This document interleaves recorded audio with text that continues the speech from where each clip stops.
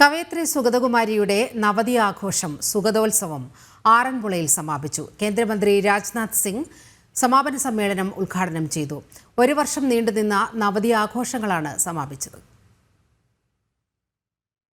പ്രകൃതി സംരക്ഷണ സന്ദേശം പ്രചരിപ്പിച്ച് ഒരു വർഷം നീണ്ടുനിന്ന പരിപാടികൾ കഴിഞ്ഞ 4 ദിവസമായി ആറന്മുള കേന്ദ്രീകരിച്ച് നടന്ന സമാപന ആഘോഷം പ്രകൃതിക്കും മനുഷ്യാവകാശങ്ങൾക്കും വേണ്ടി പോരാടിയ സുഗതകുമാരിയുടെ 91ാം ജന്മവാർഷിക ദിവസമായ ഇന്ന് നവതി ആഘോഷം സുഗതോത്സവത്തിന് സമാപനമായി. ശ്രീ വിജയാനന്ദ വിദ്യാപീഠത്തിൽ നടന്ന സമാപന സമ്മേളനം കേന്ദ്രമന്ത്രി രാജ്നാഥ് സിംഗ് ഉദ്ഘാടനം ചെയ്തു.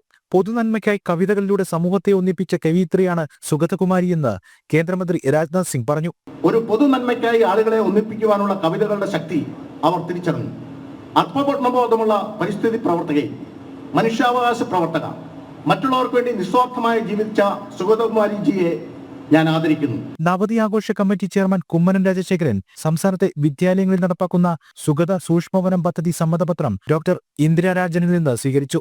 മികച്ച പ്രകൃതി സംരക്ഷകനുള്ള സുഗത നവതി പുരസ്കാരം ശ്രീമാൻ നാരായണന് ബംഗാൾ ഗവർണർ CV ആനന്ദബോസ് സമ്മാനിച്ചു. നവതി ആഘോഷ സമിതി അംഗം പന്ന്യൻ രവീന്ദ്രൻ ചടങ്ങിൽ അധ്യക്ഷനായി. ഡോക്ടർ MV പിള്ള പ്രഭാഷണം നടത്തി. സുഗത നവതി ആഘോഷ സമിതി, ആറന്മുള ഹെറിറ്റേജ് ട്രസ്റ്റ് എന്നിവയുടെ നേതൃത്വത്തിലായിരുന്നു പരിപാടികൾ. ജനം, പത്തനംതിട്ട.